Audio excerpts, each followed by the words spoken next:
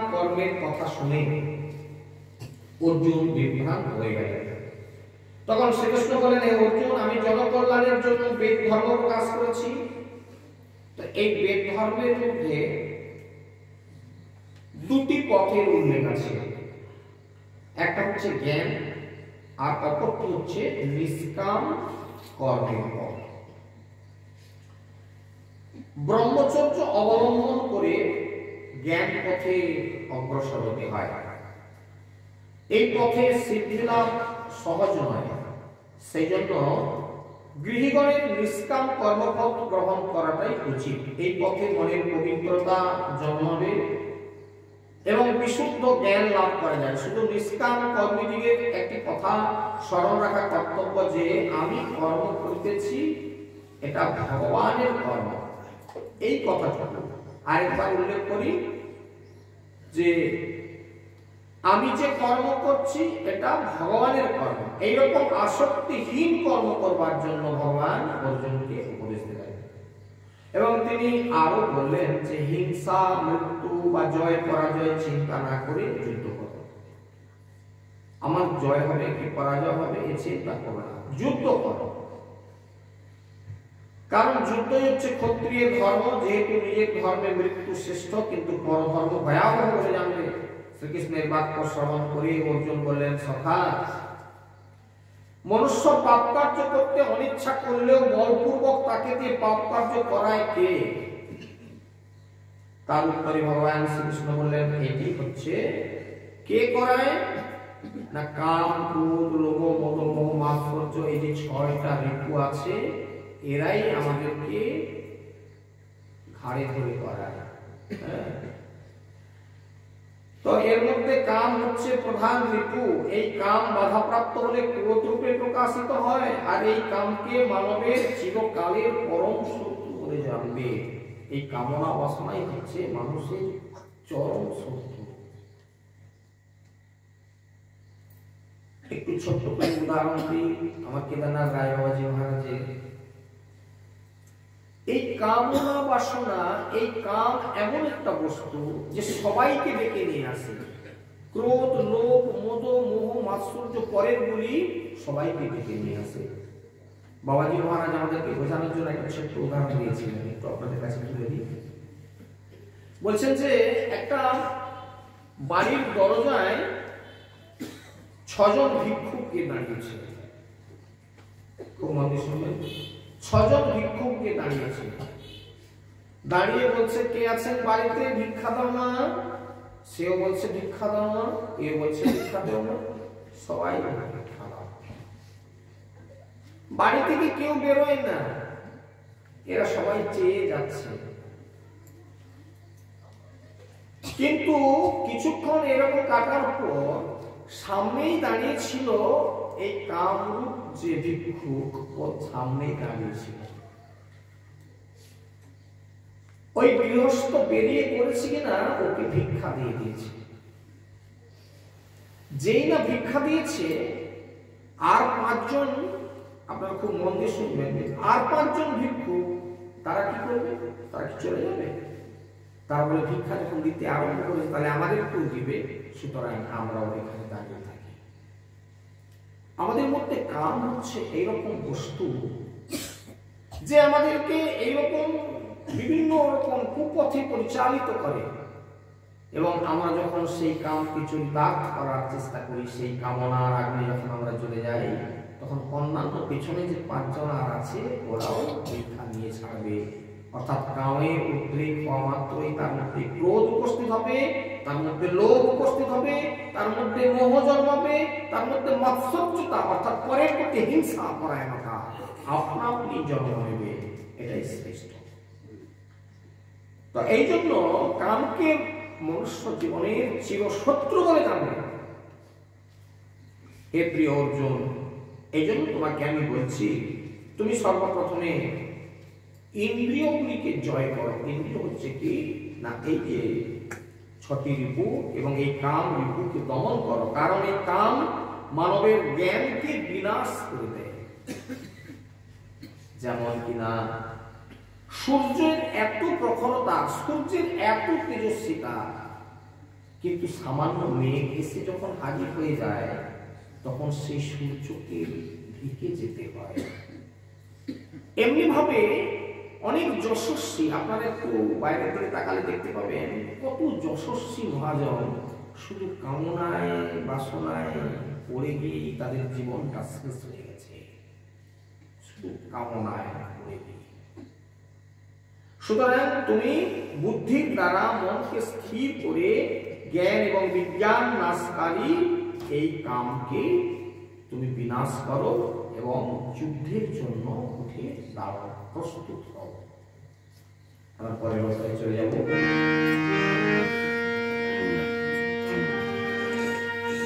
জ্ঞান যোগ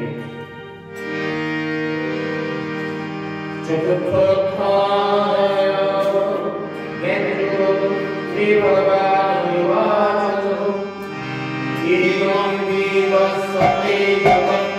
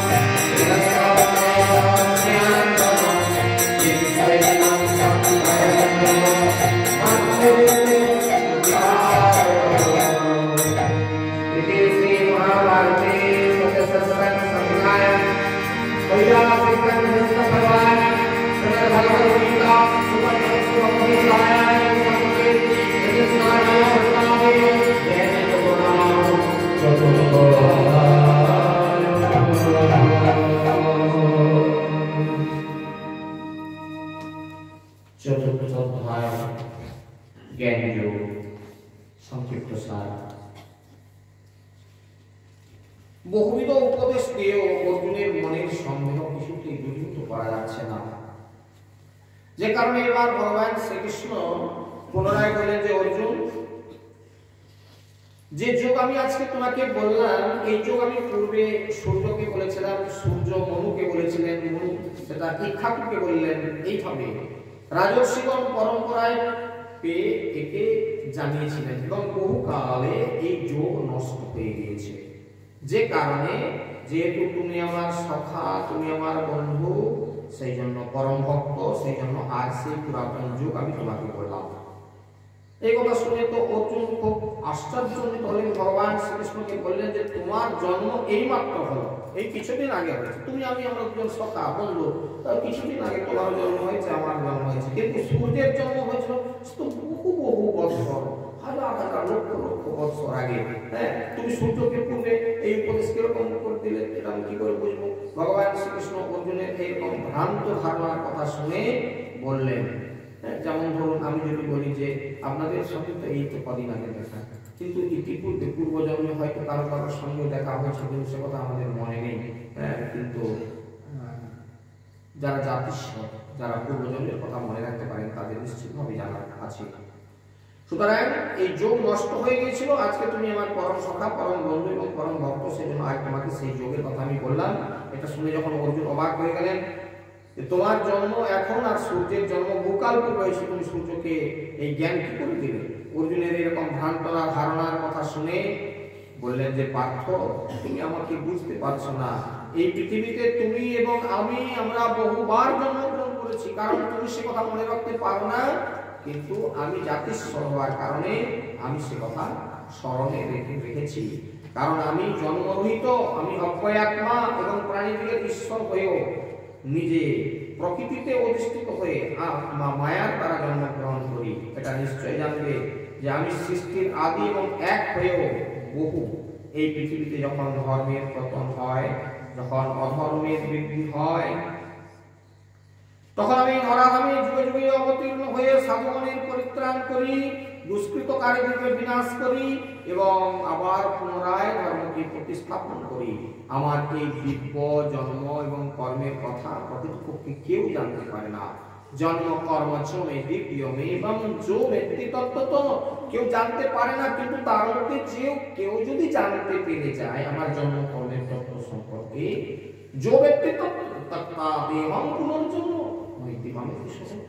তাকে আর এই পৃথিবীর এই জন্ম মৃত্যু চক্রে আর ফিরে আসতে হয় না, এই পরিপাকে তাকে আর আসা যাওয়া করতে হয় না। অতএব তুমি আমাকে কোনরূপ সন্দেহ করো না, হ্যাঁ, আমার আদেশ তুমি পালন করো।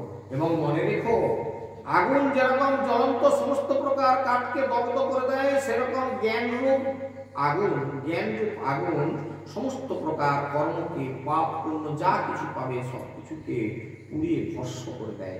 জ্ঞানের মতো পবিত্র বস্তু এই সংসারে আর দ্বিতীয় কিছুই নাই। শাস্ত্র বাক্য এবং গুরুর উপদেশে যাদের বিশ্বাস আছে, যিনি ওই সকল উপদেশ মেনে চলেন, সেই ব্যক্তি ইন্দ্রিয় দমন পূর্বক জ্ঞানের অধিকারী হয়ে থাকেন। সুতরাং এই অর্জুন, পুনরায় বলছি, সর্বনাশা সন্দেহ তোমার মন থেকে দূরীভূত করো এবং যুদ্ধের জন্য তুমি প্রস্তুত হও। কারণ ক্ষত্রিয়ের ধর্ম যুদ্ধ করা, তুমি যুদ্ধের জন্য প্রস্তুত হও।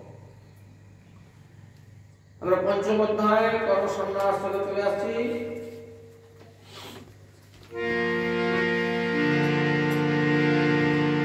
পঞ্চম অধ্যায় কর্মসন্ন্যাস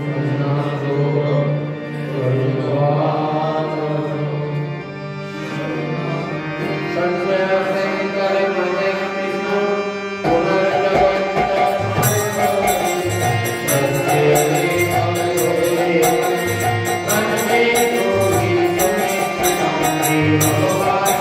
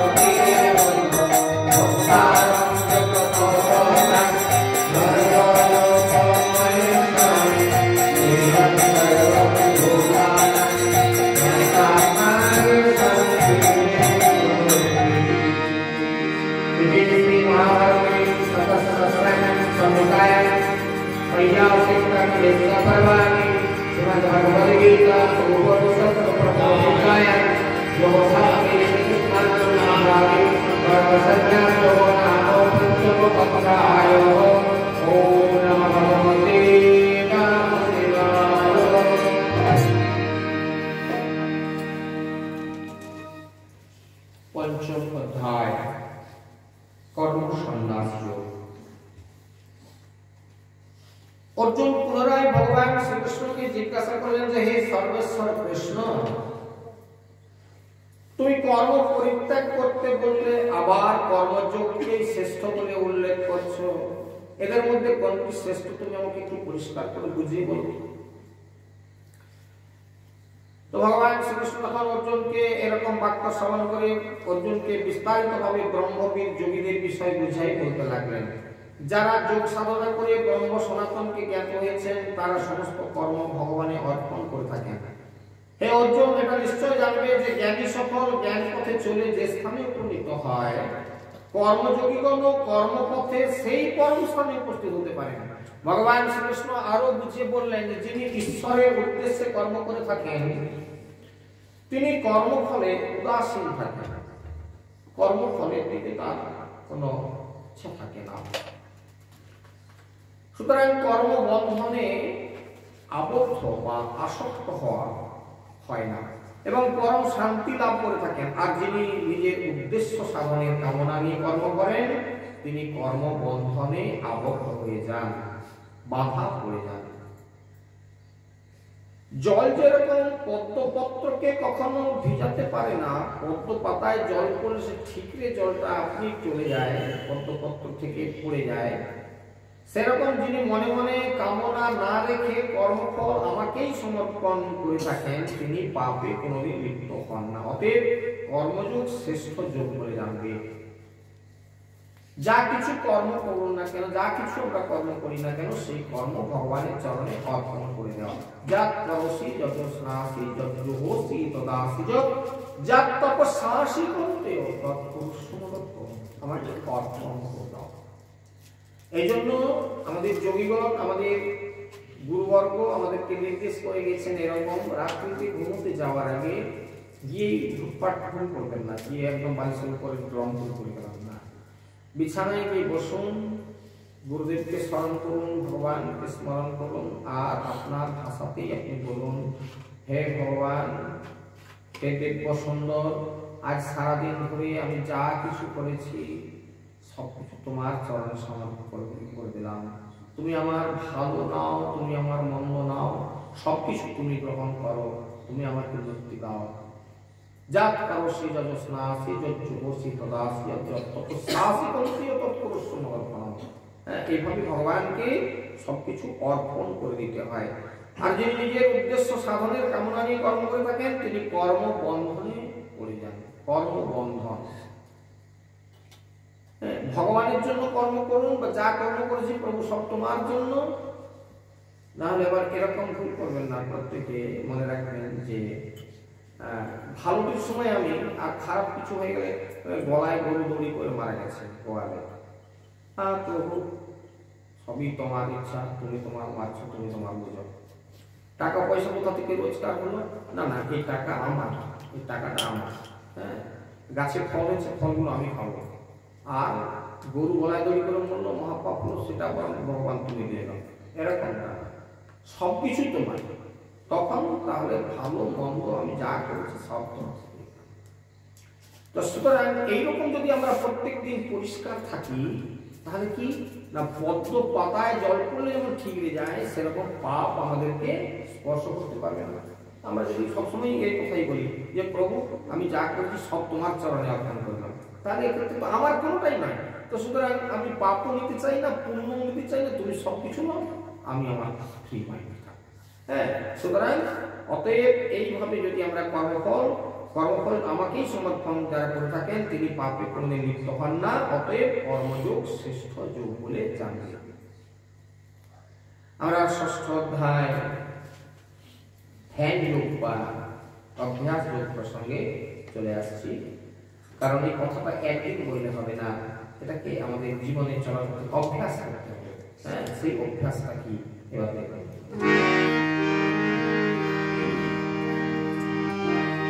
ষষ্ঠ অধ্যায় ধ্যান যোগ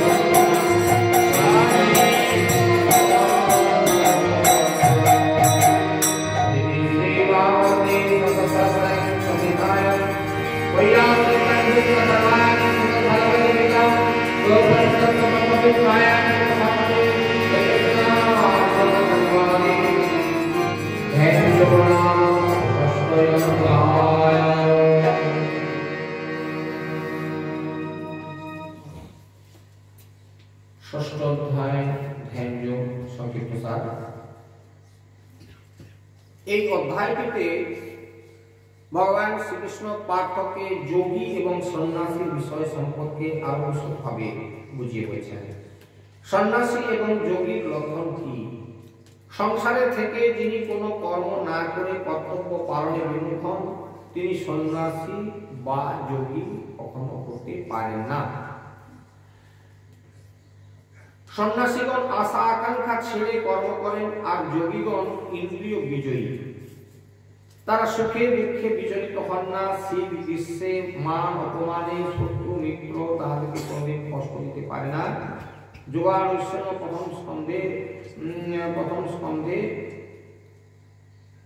প্রথম সোপান আসন চিত্ত সংযম করে দেহ এবং মন স্থির কারক আসনে নিশ্চলভাবে বসে ভগবানকে ধ্যান করতে হয়।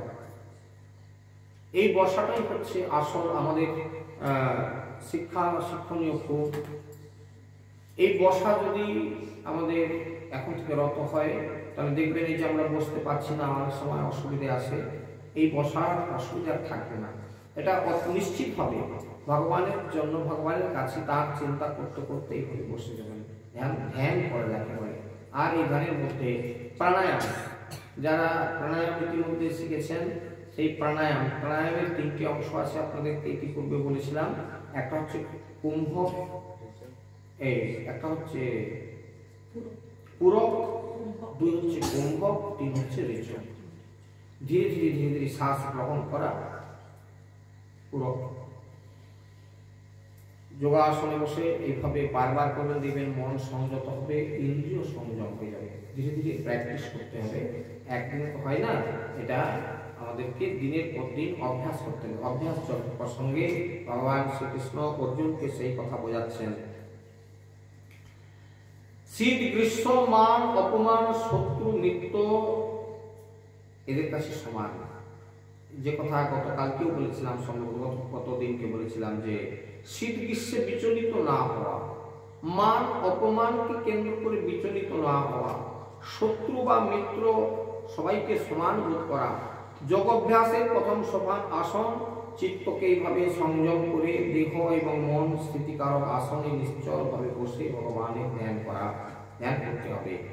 এবং অভ্যাস এবং বৈরাগ্যের দ্বারা এই চঞ্চল মনকে বসে আনতে হবে, চঞ্চল মনকে বশীভূত করতে হবে। যেমন ঘোড়াটা যদি উৎপাত করে, এদিক ওদিক ছোটা দৌড়া করে, তাহলে ঘোড়ার গাড়ির বিপদ আছে, এক্ষুনি উল্টে যেতে পারে বা কোন দিকে পড়বে তার ঠিক থাকবে না।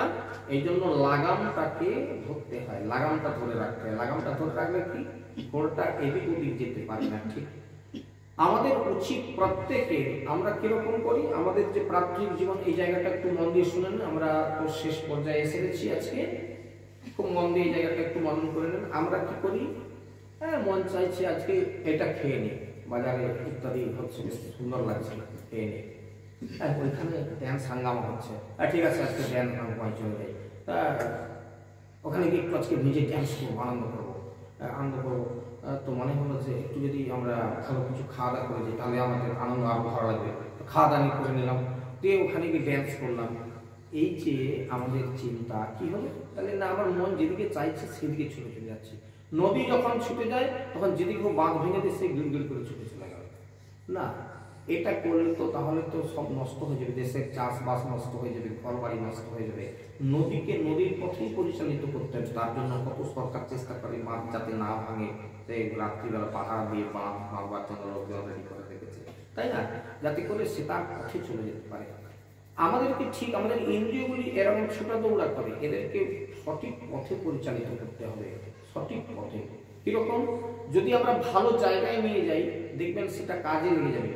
একটা সময় ছিল যখন বৃষ্টি হতো, নদী দিয়ে জল বয়ে চলে যেত, যখন এর জল তখন বয়ে যেত। কিন্তু কিছুদিন পরে এখন যেটা চলছে, এটাকে বুদ্ধিজীবীরা তারা একটা বুদ্ধি বের করলো যে জল যখন হয় তখন গড়ে চলে যায়, এটাকে যদি আমরা জলাধারে যদি সঞ্চয় করে রাখতে পারি, আর যখন বৃষ্টি হবে না তখন যদি সেই জলটাকে আমরা মাঠের মধ্যে প্রবাহিত করতে পারি, তাহলে একটা আমি ফসল উৎপাদন করতে পারবো। ঠিক তেমনি ভাবে আমাদের জীবনটা গড্ডালিকা প্রবাহের মধ্যে বয়ে চলে যাচ্ছে। সবাই দেখছি সারাদিনের কাজকর্ম সেরে একটু দোকানে বাজারে গিয়ে করছে, ঘোরাফেরা করছে, কথাবার্তা বলছে, একটু তাস পাশা খেলছে, একটু চাটা খাচ্ছে, করছে, বেশ ভালো আনন্দ, ওদের সঙ্গে গিয়ে মিশে যায়। তাহলে ওই গড্ডালিকা প্রবাহের মতো আপনিও ঘুরে কোথায় যাবেন? সমুদ্রে গিয়ে পড়ে যাবেন, যেখানে আপনার আর অস্তিত্ব থাকবে না। কি কত নদী বেয়ে জল যাচ্ছে, গঙ্গা যাচ্ছে, যমুনা যাচ্ছে, ভাগীরথী যাচ্ছে, ইত্যাদি ইত্যাদি নদী। তুমি কোথায় যাচ্ছ? সবাই উত্তর দেবে সমুদ্রে। আর সমুদ্রে গিয়ে পড়ে যাওয়ার পর ডাকবেন ওখানে, গঙ্গা তুমি কোথায়? আর ওখানে সাড়া পাবেন না, কারণ গঙ্গা মিশে গেছে সমুদ্রে, ভাগীরথী মিশে গেছে সমুদ্রে, নর্মদা মিশে গেছে সমুদ্রে, ওখানে আর সেপারেট করতে পারবেন না। এই জন্য যাদের জীবনটা এইরকম, যেদিকে যাচ্ছে লোক সেদিকে চলে যায়, ওদিকে আনন্দ হচ্ছে ওদিকে চলে যায়, ওখানে খাওয়া দাওয়া পাচ্ছে ওদিকে চলে যায়, এইরকম মতিগতি যাদের, এদের জীবনটা নষ্ট হয়ে যায়, এখানে নষ্ট হয়ে যায়। সেজন্য আমাদের কি করতে হয়? কি আমাদের ইন্দ্রিয়গুলোকে বাধা দিয়ে মাঠের দিকে ঘোরাতে হয়। এই চোখ খালি ওই ড্যান্স হাঙ্গামা দেখতে যেতে চায়, এই চোখ ওইদিকে যাবে না, এইদিকে চল, ওইখানে গিয়ে ভগবান দর্শন করবে চল। রে কান শুধু পাড়া প্রতিবেশীর কার ঘরে ইনক্রিমেন্টু কি করছে সেই দিকে, কি হচ্ছে না বলে তাদের ঘরের ছেলেটার সঙ্গে তাদের ঘরে এরকম একটা ঘটনা হয়ে গেছে, হ্যাঁ বাবা, ও সেই কথাটা নিয়ে সে বাজারে রটানোর জন্য আবার বেরিয়ে পড়লো। রে মন, ওই সব বুদ্ধিতে গিয়ে কি হবে? সেই সময় একটু ভগবানের চিন্তা কর, ভগবানের ভজন কর। কি তাহলে চোখ কান, এবার খাওয়া দাওয়া, সব লোক দেখুন বিভিন্ন প্রকার খাওয়া দাওয়া করছে দোকানে বসে, তাহলে আমি যাই এখানে একটু খাওয়া দাওয়া করে নিই, তাহলে কি না আমি ওদের মতো হয়ে যাবো। কিন্তু না, ওইদিকে না, ওইদিকে লোভ দিবি না, এই জিহা ওইদিকে যাবি না, এইদিকে আয়, এইদিকে ভগবানের প্রসাদ দেবো, আয় এদিকে বস। তাহলে এইভাবে আমাদেরকে লাগাম ধরে রাখতে হবে, এদেরকে আমাদেরকে টেনে রাখতে হবে। আজকে যদি আমি এখানে না আসতে পারতাম, তাহলে সন্ধ্যাবেলা কোথাও বেড়াতে তাই গিয়ে গল্প গুজব করতাম, তা আপনাদেরকে এখানে আসতে পেরেছি বলে কোনো রকম একটু গীতা শ্রবণ করা হচ্ছে। ঠিক এইভাবে আমাদেরকে অভ্যাস করতে হবে, ধীরে ধীরে অভ্যাস করতে হবে। এই জন্য আহার সংযম, সমস্ত জায়গায় যে কোনো জায়গায় যাওয়া আমাদের নিষেধ করা হয়। কেন? গুরুবর্গ কেন কথা বলেছেন না? ধীরে ধীরে ধীরে ধীরে অভ্যাস করো বাবা।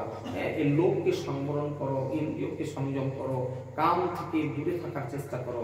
এইভাবে ধীরে ধীরে ধীরে ধীরে মনকে যদি আমরা সংযত করতে চেষ্টা করি, তাহলে নিশ্চিতভাবে আমরা আমাদের লক্ষ্যে পৌঁছে যেতে পারবো। আর তা না হলে ওইদিকে মাঠে মার খেয়ে যাবে। এইভাবে ভালোভাবে অর্জুনকে বোঝাতে লাগলেন, নিজের বুদ্ধির দ্বারা নিজেকে উদ্ধার করতে হয়। অর্জুনকে বোঝাচ্ছেন দেখো, নিজের বুদ্ধির দ্বারা নিজেকে উদ্ধার করতে হয়। নিজের বুদ্ধি, এখানে লোক কোথায় যাচ্ছে না বলে এদিকে খাওয়ান দাওয়ান করছে, আমিও চলে যাব না, নিজের বুদ্ধি না, ওখানে যাওয়াটা আমার ঠিক হবে না। তাহলে যিনি আপনাকে দিয়ে আপনাকে বশীভূত করেন, তিনি হচ্ছেন আত্মার মিত্র হয়ে যায়, যে নিজেকে দিয়ে নিজেকে সংযোগ করে চাবুক, নিজেকে চাবুক লাগান। রে মন ওইদিকে যাবি না, এ কান ওইদিকে শুনবি না, ও কি করছে, ও কথা শুনে কি হবে? হরি কথা শোনা, কৃষ্ণ কথা বল। রে মুখ, এই জিহ্বা, তুই যাটা বলছিস না, উল্টাপাল্টা কথা বলিস না, তুই ভগবানের কথা বল, একটু গীতা পাঠ কর, একটু ইত্যাদি ইত্যাদি। তা আমরা শুধু সারাদিন বছর বছর করে কতগুলো কথা বলে মরি, যে কথাগুলো কি শুধু শুধু কথা বলা হয়ে যায়, ভেকের কোলাহলের মতো। ব্যাঙ যেমন ভ্যা ভ্যা করে, আর ওই সাপ তাদের অবস্থান জেনে তাদেরকে গিলে ফেলে, তো আমরা যদি এরকম বকমবাজি করি, ওই ভেকের কোলাহলের মতো সাপে আমাদেরকে গিলে খাবে, ঠিক সেই রকম দশা হয়ে যাবে। সুতরাং যে ব্যক্তি মনকে জয় করতে পেরেছেন, যারা মনকে শান্তি এবং মনের শান্তি তাদের বিরাজ করছে, কিন্তু আত্মা পরমাত্মা রূপে প্রকাশিত হয়ে থাকেন, তিনি শীত গ্রীষ্ম সুখ দুঃখ এবং মান অপমানে কোনোদিন বিচলিত হন না। এই কথাগুলি শ্রবণ করে অর্জুন আবার বলছেন, হে কৃষ্ণ, বায়ুকে যেমন বসে রাখা কঠিন, সেরকম চঞ্চল মনকে বসে রাখা কি করে সম্ভব? হ্যাঁ, প্রশ্নের পর প্রশ্ন, এই প্রশ্ন করবেন, প্রশ্ন না করলে তো উত্তর পাওয়া যাবে না। এই জন্য গুরুদেবের কাছে প্রশ্ন করবেন, যখন আপনি কোনো সমস্যা করবেন, বাবা এই ধরনের জিনিস হচ্ছে, আমি কি করব? ঠিক গুরুদেব আপনাকে পথ বদলে দেবেন। আবারও সমস্যা হবে, সেই সমস্যার কথা আবারও জানাবেন গুরুদেবের কাছে গিয়ে, এই আমি কি করব, এই হয়ে গেছে আমার। তিনি আবারও আপনাকে পথ বদলাবেন, তুমি এই পথে যাও, এই করলে তুমি। হে কৃষ্ণ প্রশ্ন করলেন, আবারও কৃষ্ণকে প্রশ্ন করছেন যে বায়ুকে বসে রাখা কঠিন, সেরকম চঞ্চল মনকে কি করে বশীভূত করে রাখা সম্ভব? ভগবান শ্রীকৃষ্ণ বললেন, হে মহাবীর অর্জুন, এটা সত্যি কথা বললে তুমি বটে, কিন্তু চঞ্চল মনকে বসে রাখা খুব কঠিন ব্যাপার, এতে সন্দেহ নাই, কিন্তু বারবার চেষ্টা করো, বারবার চেষ্টা করো, অভ্যাসের পর অভ্যাস করো। সংসার ভোগে অনিচ্ছা এবং বৈরাগ্য ভাব হলে চঞ্চল মনকে দমন করা যাবে। গরু দড়ি ছিঁড়ে নিয়ে পালায়, সেটা তো কে না জানে। এই জন্য তো যখন দেখে যে দড়িটা খারাপ হয়ে যাচ্ছে, নূতন দড়ি দাও, নূতন দড়ি দাও, কারণ এবার ছিঁড়তে পারে। সেই রকম আমাদেরকে, আমরা যখন এরকম নিজেদেরকে সবসময় সংযত রাখতে হবে, নিজের জীবনটাকে সবসময় নিজেকে লক্ষ্য রেখে চলতে হবে। এটা আমি কি করলাম, না আমি তো এই পথে যাওয়ার কথা নয়, আমি তো এই জায়গায় কথা যাওয়ার কথা নয়, এরকম লোকের সঙ্গে আমার মেলামেশা করা উচিত নয়, আমাকে এই মেলামেশা থেকে দূরে থাকতে হবে। রে মন, ওখানে আর যাবি না, চুপচাপ একদম ঘরের মধ্যে নিজেকে চাবুক লাগিয়ে সেখানে বন্ধ করতে হবে। এইভাবে আস্তে আস্তে অভ্যাস করতে হবে, আস্তে আস্তে। ভাই পারিনি আমি, সেগুলো খাওনি মনে করি, না খেলে আমার যেন আমি খেতে পারি না, এইগুলো না খেলে। এইরকম লোকে মানে নেতিয়ে কথা বলে। আচ্ছা বলুন তো, আমরা কি দৃঢ়তার সঙ্গে আজকে একাদশী যারা ব্রত করে আছেন, অন্যান্য দিন তো অন্ন ব্যঞ্জন আদি অনেক কিছু খান, আজকে সংযত করেছেন তো মনটাকে, যেভাবে প্রত্যেকেই তো করেছেন, কেউ এটা কেউ ওটা, যা হোক যে বিভিন্ন প্রকারে আপনারা ব্রত করেছেন, তো অন্নটা তো নিশ্চয়ই কেউ গ্রহণ করেন না, তো অন্যান্য দিন তো অন্ন খান, তাহলে কি এটা সংযত করতে হয়। আমার দ্বারা সম্ভব নয়, কিছু লোক আছে এরকম, সে বুড়া বয়স পর্যন্ত বলে আমার দ্বারা সম্ভব নয়, আমি না খেলে থাকতে পারি না, ক্ষিধা সহ্য পাই না। ওগুলো নেতি কথা। নিজেকে সংযত করবার জন্য চাবুক লাগাতে হবে, কেন হবে না? ধীরে ধীরে অভ্যাস করতে হবে। দেখবেন এই অভ্যাস যে অভ্যাস যোগ প্রসঙ্গে ভগবান অর্জুনকে এই উপদেশ দিলেন, ধীরে ধীরে অভ্যাস করো এবং অভ্যাসের দ্বারা সংসারের ভোগের ইচ্ছাকে দূরীভূত করো এবং মনের মধ্যে বৈরাগ্য ভাব নিয়ে আসো এবং চঞ্চল মনকে সংযত করার চেষ্টা করো, তাহলে নিশ্চিতভাবে তুমি জয়লাভ করতে পারবে। তাহলে এইগুলি হচ্ছে আমাদের কুরুক্ষেত্রের যুদ্ধ। তাহলে যুদ্ধ কার সঙ্গে? প্রকৃত কি একজন শত্রুর সঙ্গে আরেকজনের হাতাহাতি বা মারামারি বা ছুরি কাঠারি বা বানবিদ্ধ, এটা শুধু তাই না, আমাদের মধ্যে যুদ্ধ করতে হবে। যুদ্ধ না করে আমরা কেউ বসে থাকতে পারি না, যুদ্ধ আমাদেরকে করতে হবে। বারবার ভগবান বলছেন যুদ্ধ না করে তোমার থাকা চলবে না, তোমাকে যুদ্ধ করতেই হবে। আমাদের ধর্ম হচ্ছে যুদ্ধ করা। এই যুদ্ধটা কি, এবার একটু ছোট্ট করে এর আসল যে রহস্যটা, সেই রহস্যটা আপনারা একটু উপলব্ধি করুন। এই সংসারে প্রতিটি মুহূর্তই আমাদেরকে যুদ্ধ করে কিন্তু বাঁচতে হচ্ছে, প্রত্যেকটা মুহূর্ত যুদ্ধ করে বাঁচতে হচ্ছে। হায়, বাড়িতে চাল নেই, তো আর 2-3 দিন রান্না করে শেষ হয়ে যাবে। আরে তাতে কি হয়েছে, এই তো খামারে তো ধান উঠে গেছে, একটু কষ্ট করো না, একটু মাঠ থেকে না হয় খড় কিছু সংগ্রহ করে নিয়ে এসে ধান কিছু সেদ্ধ করে ফেলো না, 2-4 দিন লাগলে শুকিয়ে যাবে, অসুবিধার কি আছে, করো না। তাহলে কি দেখলাম, তাহলে নেতি চললে হবে না। চাল নেই বলে হলো, এই যে কথা, ঠিক এইরকম ভাবে আমাদেরকে তেমনি যুদ্ধ করতে হচ্ছে। তাহলে এটার জন্য কি যুদ্ধ করতে হবে আমাকে? না, তাহলে কালকেই আমাকে সকালবেলা ধান সিদ্ধ করার আমার একটা বন্দোবস্ত করতে হবে। কি টাকা পয়সা নিয়ে কি করে চলবে সংসার? তাহলে আমাকে পট করে এখন সংসার তো দিতে হবে, উপায় তো নেই। এখন প্রয়োজন হলে কারোর কাছ থেকে একটু ধার করে হলো আনতে হবে। যদি বসে থাকি ঘরে, কি আর কিছু নাই, কি করে কি হবে? না বলে না পয়সা নাই।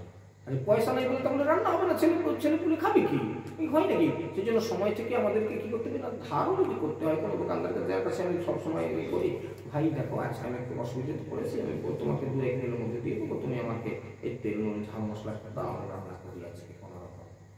ঠিক এইভাবে আমাকে উঠে দাঁড়াতে হবে, যুদ্ধ করতে হবে। তাহলে প্রতিটি মুহূর্ত যুদ্ধ করতে হবে। যারা মেডিকেল সায়েন্সের ছাত্র, দেখুন আমরা কি আমাদের শরীরে একটা ব্যাধি আক্রমণ করলে কি ডাক্তারবাবুরা বলেন এই অ্যান্টিবায়োটিক দিতে হবে। অ্যান্টিবায়োটিকটা কি, এর আমাদের শরীরের মধ্যে একটা প্রতিরোধক ক্ষমতা সৃষ্টি করে। তাহলে এখানেও একটা যুদ্ধ। তাহলে তখন কি না, জীবাণুটা আমাকে আক্রমণ করতে পারবে না।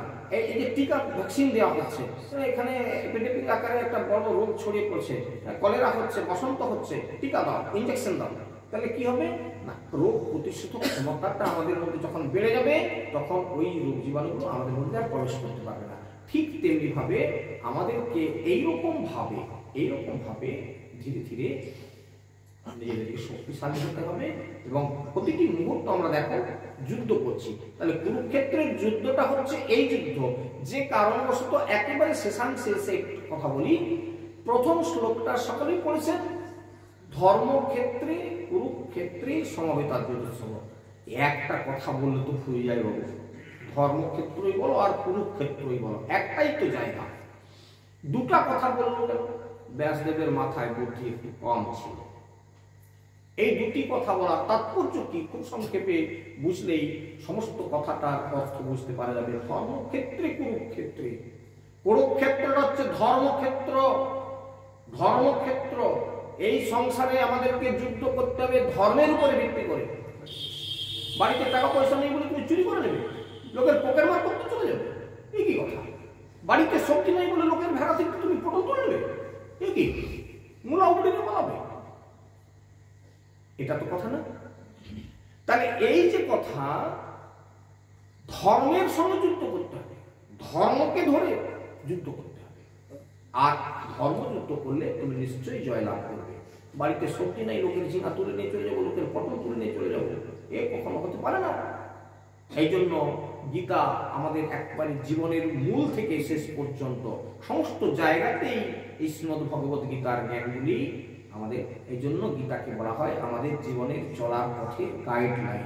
কোন পথে যাবেন একেবারে গীতা আমাদেরকে প্রাঞ্জলভাবে সেই পথগুলো দেখিয়ে দিচ্ছে। সুতরাং এই গীতার জ্ঞান আজকে আমরা এই মোক্ষদা একাদশী উপলক্ষে আমরা যে 6টি অধ্যায় আজকে শ্রবণ কীর্তন করব বলেছিলাম, এই পর্যন্তই আমরা আজকে শ্রবণ কীর্তন করলাম। এবং গীতা পাঠ করলে মাহাত্ম্য পাঠ করতে হয়, সুতরাং আমরা খুব সংক্ষিপ্তভাবে এখন মাহাত্ম্য একটু শ্রবণ করবো। আপনি একটু মাহাত্ম্যটা কীর্তন করুন। श्री श्री गीता महात्म। ओम नमो भगवते वासुदेवाय।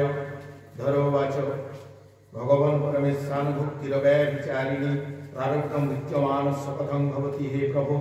श्री विष्णुरवाच प्रारब्धं विद्यमानो हि गीताभस्सरत सदा समुक्त सुखी लोके कर्मणानुपलिप्यते। महापापति पापनि गीताध्यानं करोति चेत् क्वचित् स्पर्शं न कुर्वन्ति न निर्विदर्मं भवत्। गीताया पुस्तकं यत्र यत्र पाठः प्रवर्तते तत्र सर्वाणि तीर्थानि प्रयागादीनि तत्र वै सर्वे देवास्य ऋषयो योगिनः पन्नगाश्च ये गोपाला गोपिका भापि नारदोद्धव पार्षदै स्वाहायते शीघ्रं यत्र गीता प्रवर्तते। यत्र गीता विचारस्य पठनं पाठनं श्रुतं तत्राहं निश्चितं कृति निवसामि सदैव हि। गीताश्रयेऽहं तिष्ठामि गीता मे च त्वमं गृहं। गीताज्ञानमुपाश्रित्य त्रिलोकान् पालयाम्यहम्। गीता मे परमा विद्या ब्रह्मरूपा न संशय। अर्धमात्रा खरामित्वा सहनिवाच्य पदार्थिका चेदानन्देन कृष्णेन प्रोक्ता समभूतो अर्जुनं।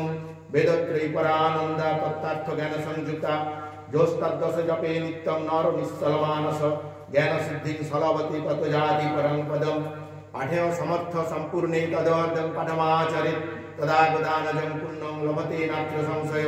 त्रिभावं पठमानस्तु गंगा स्नान फलं लभेत्। षडसंख्यपवानस्तु समजागफलं लभेत्। एकाध्यायं द्विजो नित्यं पठति भक्ति संयुत रुद्रलोकमाप्नोति गणो भुक्तावसच्चिरम्। अध्यायमेकपदं वा नित्यं च पठते नर सजाति नरतां जामन्मन्त्रं वसुन्धरे। गीताया श्लोकदशकं सप्तपञ्चचतुष्टयं द्वौतिनेकं तदर्धं वा श्लोकानां च पठेन्नर चन्द्रलोकमाप्नोति वर्षनामजुतं ध्रुवं। गीतापाठ समायुक्तं ऋतमानुसतां व्रजेत्। गीताभ्यासं पुनः कृत्वा लभते मुक्तिमुत्तमां। गीतेत्युच्चारणसंयुक्तं रियमानगतिं लभेत्। गीतार्थश्रवणासक्तो महापापयुतो विवा वैकुण्ठं समवाप्नोति विष्णुना सह मोदते। गीतार्थं ध्यायते नित्यं कृत्वा कर्माणि भूरिशः जीवन्मुक्तसविज्ञयो देहान्ते परमं पदं। गीतामाश्रित बहवो भुभुजो जनकादयो निर्धुतकल्मषालोके गतास्ते परमं पदम्।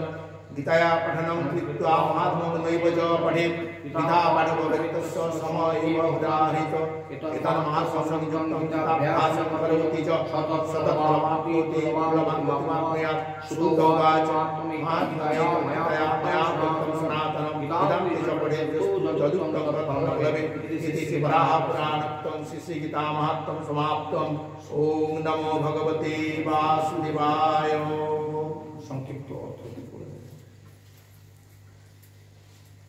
সংক্ষিপ্ত ওইটা আপনি অনুকূল।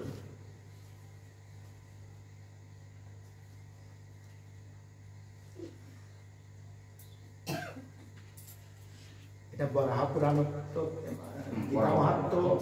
গীতা মাহাত্ম অনেক প্রকারেরই আছে। এটা বরাহ পুরাণত্ব গীতা মাহাত্ম সংক্ষিপ্ত, যেটি মাত্র 23টি শ্লোকের মাধ্যমে এখানে দেওয়া আছে আর কি। গীতা মাহাত্মে প্রথমেই ধরবাচক ধরা দেবী বলছেন আর কি। এই যে এটা আপনি বলে দিন।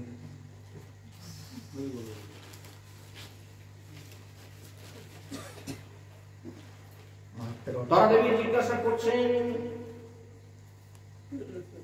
ভগবান পরমেশান ভক্তর ব্যবিতাদম বুজ্জমান সকলং ভবতে প্রভু, আমাদের যে প্রারব্ধ কর্ম কাকে বলে? আমরা পূর্ব জন্মে যে সমস্ত কর্মাদি করেছি প্রারব্ধ কর্ম, এই প্রারব্ধ কর্ম থেকে আমাদের কি করে মুক্তি লাভ হবে? এই গীতা সেই জ্ঞান আমাদের প্রদান করে যে কর্মের দ্বারা আমাদের সেই প্রারব্ধ কর্মগুলো নষ্ট হতে পারে। গীতায়া পুস্তকং যত্র যত্র, যেখানে গীতা রাখা হয়, যেখানে গীতা পাঠ হয়, যেখানে গীতা শ্রবণ করা হয়, পাপ তার কাছে পর্যন্ত ঠেসতে পারে না। পদ্ম পাতাকে যেমন জল স্পর্শ করতে পারে না, গীতা কথা যেখানে বিচার হয়, গীতার যেখানে শ্রবণ কীর্তন হয়, সেখানে গীতার কাছে পাপ কখনো প্রবেশ করতে পারে না। প্রত্যেকদিন প্রতিটি মানুষেরই গীতা পাঠ করা উচিত। সমগ্র গীতা যদি না পারেন 10টি শ্লোক, 5টি শ্লোক, 2টি শ্লোক, 1টি শ্লোক, অর্ধ শ্লোক, শ্লোকের অর্ধেকটা অংশ, গোটাটাও নয়, তাও যদি পাঠ করেন, অযুত বর্ষ পরিমাণ তার চন্দ্রলোকে বাস হয়ে থাকে। গীতা মে পরমা বিদ্যা, এই গীতাই হচ্ছে, এবং গীতার জ্ঞানকে আশ্রয় করে ভগবান এই জগৎকে পরিচালনা করে থাকেন, গীতার জ্ঞানকে আশ্রয় করে। এবং সেই জন্যই প্রতিটি মানুষেরই এই গীতার জ্ঞান জানা উচিত। কারণ যে জ্ঞানের উপর ভিত্তি করে ভগবান এই জগৎকে পরিচালনা করছেন, সেই জ্ঞানটা আমারও জানা দরকার, সেই আইনটা আমারও জানার দরকার। কেননা যদি জানা যায় যে বেড়া ভেঙে ভেতরে ঢুকলে চোরের আন্ডারে আমি পড়ে যাব, এটা আমাকে জানতে হবে, তা না হলে তো আমি চুরির দায়ে পড়ে যাব। তাহলে আমার জানা উচিত যে লোকের বেড়া ভেঙে কখনো ভেতরে প্রবেশ করা চলবে না। সেই জন্য এই গীতার জ্ঞান আমাদের একান্ত জানা কর্তব্য। গীতায় পঠনং কৃত্বা মাহাত্ম্য নৈবজ পড়ে, গীতা পাঠ ভবিষ্যৎ সময়ে ব্যবহৃত। অনেকে গীতা পাঠ করেন কিন্তু গীতার মাহাত্ম্য পাঠ করেন না, তাদের গীতা পাঠ বৃথা হয়ে যায়। কেন বৃথা হয় না? গীতা সম্পর্কে আপনার ধারণাটা ঠিক মতো জন্মায় না, এর মাহাত্ম্য কি, কেন শুনবো, কেন পড়বো ইত্যাদি। সেই জন্য অবশ্যই গীতা পাঠ আনতে, গীতা মাহাত্ম্য পাঠ করা কর্তব্য। খুব সংক্ষিপ্তভাবে এইটুকু বলেই আজকে এই গীতা মাহাত্ম্য কথা বিশ্রাম করি, এবং আমরা একটা জায়গায় গিয়ে উপস্থিত হই। এবার সেটা হচ্ছে যে আমরা যে গীতা পাঠ এতক্ষণ ধরে করলাম, শ্রবণ করলাম, আমাদের বলার মধ্যে ভুল হয়েছে, পাঠের মধ্যে ভুল হয়েছে, শ্লোক উচ্চারণ করতে গিয়ে ভুল হয়েছে, সমস্ত ভুলকে খণ্ডন করার জন্য এবং সবকিছু অপরাধকে খণ্ডন করে এই গীতা পাঠের সমগ্র ফল পাওয়ার জন্য আজকে সবাই মিলে সমবেতভাবে আমরা হরিনাম উচ্চারণ করব, হরে কৃষ্ণ মহামন্ত্র কীর্তন করব, এবং এই কীর্তনের মাধ্যমে আমাদের এই গীতা পাঠের পূর্ণতা প্রাপ্ত হওয়া যাবে।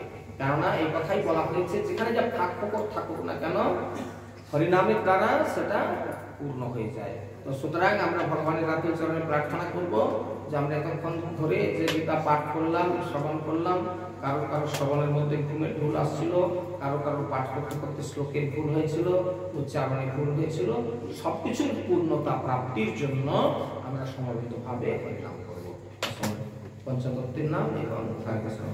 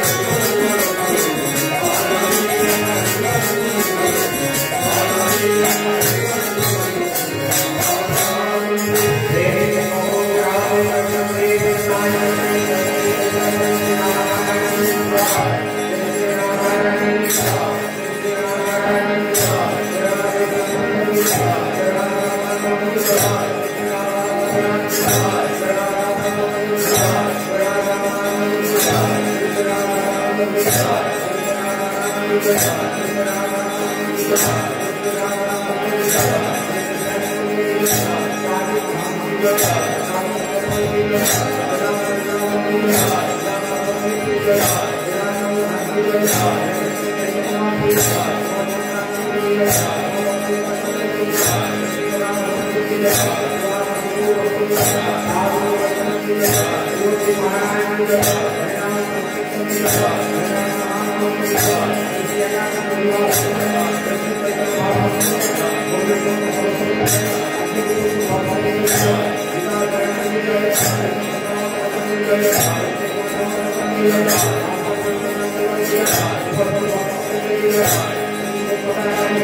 you.